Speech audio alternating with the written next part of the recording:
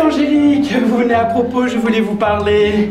Me voilà prête à vous entendre. Attendez, donnez-moi mon bâton. Oh, je vais revenir tout à l'heure.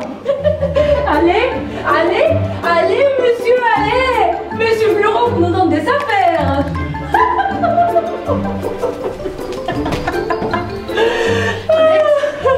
Quoi? Regarde-moi un peu. Eh bien, je vous regarde. Toinette. Eh bien, quoi, Toinette? Ne devines-tu point de quoi je veux parler? Je m'en doute assez de notre jeune amant. Car c'est sur lui depuis 6 jours que roulent tous nos entretiens. Et vous n'êtes point bien si vous ne parlez à toute heure. Et puisque tu sais cela, que n'es-tu donc la première à m'en entretenir? Et que ne m'épargnes-tu la peine de te jeter sur ce discours? Mais vous me donnez pas le temps. Et vous avez des soins là-dessus qu'ils sont difficiles de prévenir. Oh, je t'avoue que je ne saurais me lasser de te parler de lui. Et que mon cœur profite avec chaleur de tous les moments de s'ouvrir à toi. Oh, mais dis-moi, Toinette, condamnes-tu les sentiments que j'ai pour lui? Je n'égare. Ai-je tort de m'abandonner à ces douces impressions? Je dis pas cela. Et voudrais-tu que je fusse insensible aux tendres protestations de cette passion ardente qu'il témoigne pour moi? Oh, Dieu les blesse. Dis-moi un peu. Ne trouves-tu pas comme moi quelque chose du ciel, quelque effet du destin dans l'aventure inopinée de notre connaissance? Oui. Ne trouves-tu pas que cette action d'embrasser ma défense, sans me connaître, est tout à fait d'un honnête homme? Oui. Que l'on ne peut en user plus généreusement. D'accord. Et qu'il fit tout cela de la meilleure grâce du monde? Oui. Ne trouves-tu pas qu'il est bien fait de sa personne? Assurément. Et qu'il a l'air le meilleur du monde? Sans doute. Que ses discours comme ses actions ont quelque chose de noble? Cela est sûr. Et que l'on ne peut rien entendre de plus passionné que tout ce qu'il me dit? Il est vrai. Et qu'il n'est rien de plus fâcheux que la contrainte où le me tient, qui bouge tout commerce doux empressement de cette mutuelle ardeur que le ciel nous inspire. Vous avez raison. Mais Toinette, crois-tu qu'il m'aime autant qu'il me le dit? Oui. Ces choses-là sont parfois un peu sujettes à caution. Les grimaces d'amour ressemblaient fort à la vérité, et j'ai vu des grands comédiens là-dessus. Oh, Toinette, que dis-tu là? Oh, hélas, de la façon qu'il parle, serait-il possible qu'il ne me dit pas vrai? En tout cas, vous en serez bientôt éclaircis. Et sa résolution de vous faire demander au mariage vous fera connaître s'il dit vrai ou non. Oh, Toinette, si celui-là me trompe, je ne croirai de ma vie aucun homme. Et voilà votre père qui revient. Oh, ça, ma fille, je vais vous dire une grande nouvelle. On vous demande en mariage. Qu'est-ce que c'est? Cela est plaisant, ce mot de mariage. Il n'y a rien de plus drôle pour les jeunes filles. Ah, nature, ma fille, à ce que je puis voir, il est inutile de vous demander si vous voulez bien. Oh, je dois faire mon père tout ce qu'il vous plaira de m'ordonner. Je suis bien aise d'avoir une fille si obéissante. La chose est donc conclue et je vous ai promise. Ah, c'est à moi, mon père, de suivre aveuglément toutes vos volontés. Ma femme, votre belle-mère avait envie que je vous fisse religieuse. Ah, la bombette avait raison. Mais je l'ai emportée, ma parole est donnée. Ah, mon père, que je vous suis obligée de toutes vos bontés. En vérité, voilà l'action la plus sage que vous ayez fait de votre vie. Je n'ai point encore vu la personne, mais on m'a dit que j'en serais content, et toi aussi. Oh, assurément, mon père. Comment? L'as-tu vu? Puisque votre consentement m'autorise à vous pouvoir ouvrir mon cœur, je ne feindrai point de vous dire que le hasard nous a fait connaître il y a 6 jours, et que la demande qu'on vous a faite est un effet de l'inclination que dès cette première vue, nous avons prise l'un pour l'autre. Ils ne m'ont point dit cela, mais j'en suis bien aise, et c'est tant mieux que les choses soient de la sorte. Ils disent que c'est un grand jeune garçon bien fait. Oh oui, mon père. De belle taille. Assurément. Agréable de sa personne. Sans doute. De bonne physionomie. Très bonne. Sage et bien né. Tout à fait. Fort honnête. Le plus honnête du monde. Qui parle bien latin et grec. Oh, c'est ce que je ne sais pas. Et qui sera reçu médecin dans 3 jours. Lui, mon père. Oui, est-ce qu'il ne te l'a pas dit? Non, vraiment. Qui vous l'a dit à vous? Monsieur Purgon. Est-ce que Monsieur Purgon le connaît? La belle demande. Il faut bien qu'il le connaisse puisque c'est son neveu. Cléante, neveu de Monsieur Purgon. Quelle Cléante? Nous parlons de celui pour qui l'on t'a demandé en mariage. Oui. Eh bien, il s'appelle Thomas Diaphorus. Il est le fils du médecin Monsieur Diaphorus et le neveu de Monsieur Purgon.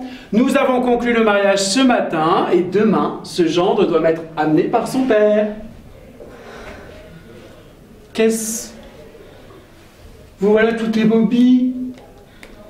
C'est mon père que je connais que... Vous avez parlé d'une personne et que j'ai entendu une autre. Quoi? Monsieur, vous aurez fait ce dessin burlesque? Et avec tous les liens que vous savez, vous voudriez marier votre fille avec un médecin? Oui, de quoi te mêles-tu, coquine? Un pion que tu es! Tout doux, parlons des sang-froid. Ne pouvons-nous pas raisonner ensemble sans nous emporter? Là, quelle est votre raison, s'il vous plaît, pour un tel mariage? Ma raison est que, me voyant infirme et malade, comme je le suis, je veux me faire un gendre et des alliés médecins afin de m'appuyer de bons secours contre ma maladie et d'avoir dans la famille les sources des remèdes qui me sont nécessaires et d'être à même des consultations et des ordonnances. Eh bien, voilà, diront raison. Et il y a du plaisir à se parler doucement les uns aux autres. Mais monsieur, mettez la main à la conscience. Est-ce que vous êtes vraiment malade? Comment, coquine? Si je suis malade! Si je suis malade! Hop là! Oui, doucement, monsieur, doucement. Oui, vous êtes fort malade, n'ayons point d'écart là-dessus. Vous êtes fort malade, John des morts d'accord, et plus malade que vous ne pensez. Voilà qui est fait. Mais votre fille doit épouser un mari pour elle. Elle n'est un point malade, il n'est pas nécessaire de lui donner un médecin. Mais c'est pour moi que je lui donne ce médecin.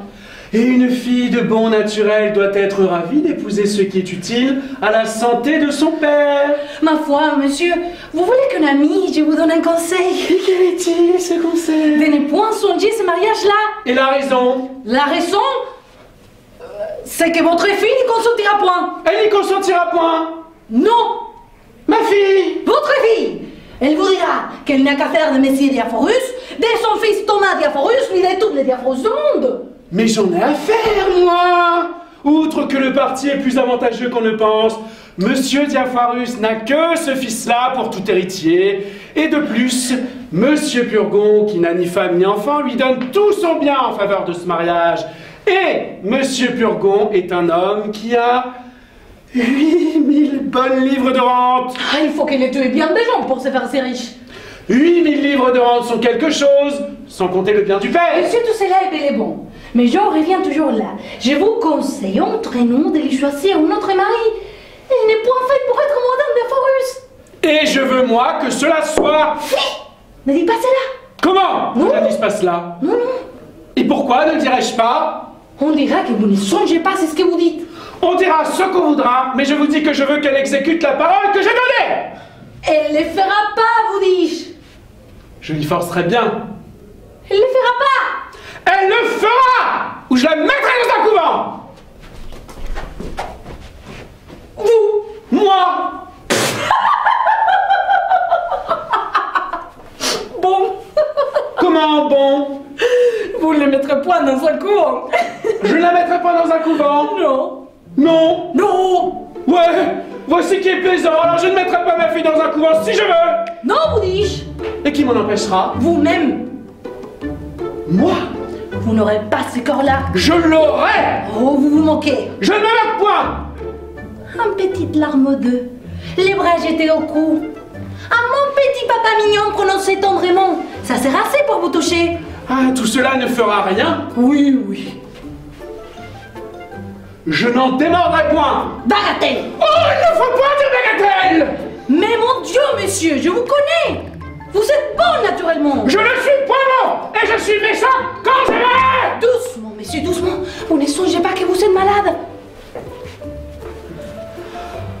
Je lui commande absolument de se préparer à prendre le mari que je dis. Et moi, je la défends absolument d'en faire rien. Oui. Et où est-ce donc que nous sommes? Et quelle audace est cela? Une coquine de servante de parler de la sorte devant son maître?